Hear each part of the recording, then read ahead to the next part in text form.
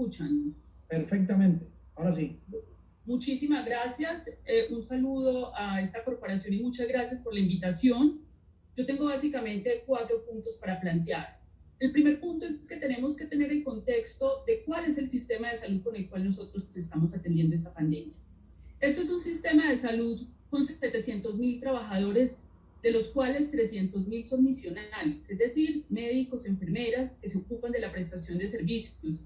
De estos 110.000 son médicos y de todos los misionales, el 80% están bajo formas de contratación ilegal, a destajo, contratados de manera verbal, muchos sin seguridad social, sin EPS, sin ARL, contratados por evento. Eso es como si a un juez de la República le pagaran por tutela fallada y le dieran tarifa por hoja que escribiera. Es una cosa absurda la inestabilidad laboral que hay. Y sobre eso no se ha pronunciado el gobierno en ninguno de los actos administrativos, que es la forma como se pronuncian los gobiernos. Es decir, nos parecen muy importantes los anuncios del gobierno en términos laborales y el ministro del Trabajo, pero no tenemos decisiones de fondo para resolver esta inestabilidad, y esto es un desastre inicialmente para atender un sistema de salud y para atender una pandemia. Por eso yo quiero anticipar mi intervención diciendo, señores senadores, el próximo paso que tiene que dar este país definitivamente es una reforma estructural del sistema de salud, donde haya un capítulo con un estatuto laboral de los trabajadores de la salud, o si no va a haber forma de enfrentar ni la pandemia ni responder por la salud de los colombianos. La Corte Constitucional ya ha reconocido inclusive la fragmentación de este sistema. Para que ustedes se hagan una idea, en el sistema de salud Colombia hay 41.000 prestadores privados, 900 hospitales públicos y 49 EPS. Cada una hace lo que quiera, porque no hay suficientes controles, y eso es lo que hoy se tiene que unificar bajo una rectoría para poder enfrentar esta pandemia. Quiero dejar ese punto claro. No se han emitido actos administrativos para intervenir el mundo del trabajo de los trabajadores, que somos la primera línea de atención. Segundo punto, bioseguridad. Solo el gobierno ha emitido varios actos administrativos y circulares diciéndole a las ARLs que respondan, no lo han hecho hasta hoy.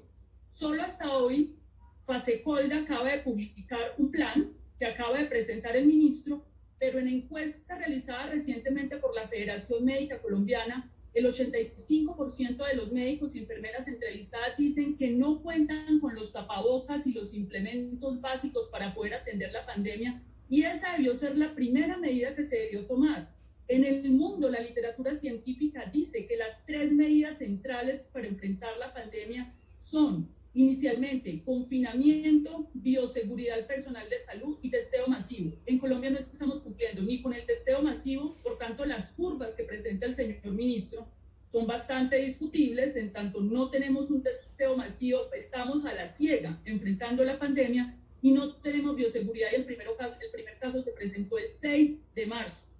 Llevamos 1 mes y medio y solo hasta ahora se presenta un plan. Hemos hecho propuestas de compras centralizadas de insumos de bioseguridad, en tanto sabemos que hay especulación de precios para que lo compre cada ARL, cada hospital. No hemos recibido respuestas claras, porque la industria textilera nacional puede producir eso por millones, pero tiene que ser centralizado como se está haciendo en Medellín. Yo creo que nuestro empresariado puede hacer eso y tendría la disposición de hacerlo, y estamos lentos, ya ha pasado 1 mes y medio. Desde la declaratoria de la emergencia social, económica y ecológica, solo hasta el 12 de abril tenemos el primer decreto integral de salud en una emergencia sanitaria. Después de 1 mes, solo el primer decreto que pone medidas específicas sobre salud. Esto es un ritmo muy lento frente a un coronavirus que va vertiginosamente. Quiero decir también que me quiero referir específicamente al decreto 538. Indudablemente, señor ministro, y vuelvo y se lo repito acá, la obligación de compromiso social, la obligación de compromiso que nosotros tenemos con la atención de nuestro pueblo y nuestros pacientes, nos lo da nuestro juramento hipocrático. No nos lo puede imponer un decreto dictatorial.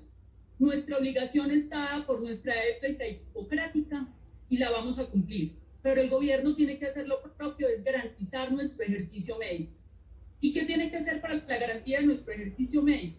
presentar un plan específico de cuál es el recurso humano que requiere.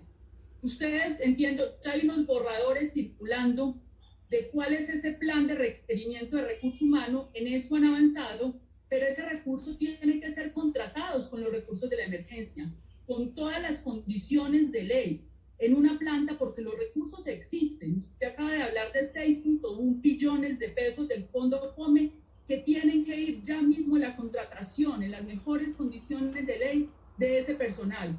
Por eso, doctor, insistimos, elimine ese artículo 9. Es innecesario. Nuestra ética no nos la da el Estado ni nos la da el gobierno, nos la da nuestro juramento hipocrático. Y en ese sentido también queremos decir que nos preocupa de ese decreto avanza en que efectivamente en un sistema tan fragmentado el decreto reconoce que el Estado tiene que asumir la rectoría de la prestación de servicios pública y privada para poder controlar las UCIs, doctor Ruiz, para que ese plan de crecimiento de UCIs que usted presenta sea realista, porque ese plan no es realista, porque ustedes no tienen el control de las camas de cuidados intensivos que mayoritariamente se encuentran en el sector privado y que mayoritariamente se encuentran en las grandes ciudades, cuando el 40% de este país son zonas dispersas y rurales y ustedes tienen que intervenir para que esas poblaciones accedan a esas UCIs. Eso usted lo reconoce en el decreto, pero en los borradores que ustedes están circulando para reglamentar el asunto del talento humano, ustedes insisten, y eso es inaceptable, que las EPS pueden llamar recurso humano y le quitan otra vez funciones a los entes territoriales, gobernadores y alcaldes, que son los que están enfrentando la pandemia, porque son los que están cercanos al ciudadano y le vuelven a entregar eso a las EPS. Usted sabe, doctor Ruiz, que no va a ser posible que las EPS se enfrenten la pandemia atendiendo grupos familiares, porque las EPS tienen un aseguramiento individual, no sobre el territorio, y una pandemia se gestiona en el territorio. Pero para acabar de ajustar usted en ese borrador que está circulando, dice que entonces las EPS también pueden llamar recurso humano obligatorio sin ninguna garantía de nada. Eso es inaceptable, ministro, eso no lo vamos a aceptar. Ya por último, quiero hacer una discusión sobre el tema financiero. Tenemos que garantizar el flujo de recursos a los hospitales y clínicas. No necesitamos los recursos en las EPS. Ustedes han girado 980.000 millones a las EPS. Ustedes le prometieron a los hospitales públicos de este país, que son 900 hospitales, y que es la única infraestructura de salud que puede llegar al último rincón de este país, le prometieron 5 billones de pesos. Los gremios hospitalarios han sacado una comunicación a la opinión pública expresando que esos recursos no han llegado. Se enredaron en los intermediarios y en los trámites burocráticos y no, en este momento tenemos desmantelados y desabastecidos los hospitales.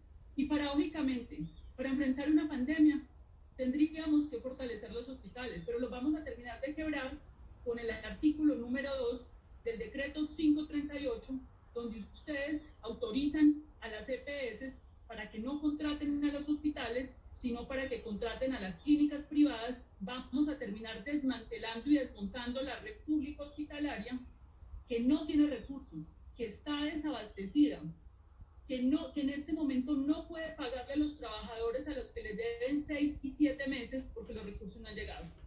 Los 5 billones que prometieron no han llegado y ustedes pueden verificar. Un minuto para que termine, doctora Corcho.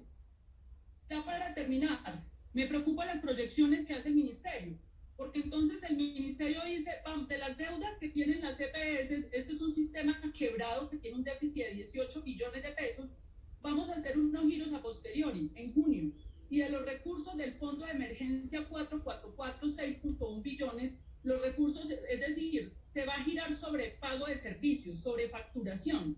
Esto no se puede manejar con la lógica del negocio del mercado, esto tiene que tener un subsidio a la oferta, los recursos tienen que llegar ya. Se tienen que contratar las plantas de trabajadores ya, o si no los recursos van a llegar cuando ya habrá habido una mortandad en este país. Yo quiero hacer llamado contundente al Senado de la República. Nos preocupa la falta de velocidad para enfrentar esta pandemia y la falta de medidas, planeación y claridad. Muchísimas gracias, presidente, y un saludo a los honorables senadores. Muchas gracias a usted, doctora Carolina Corcho, de la Federación Médica Colombiana.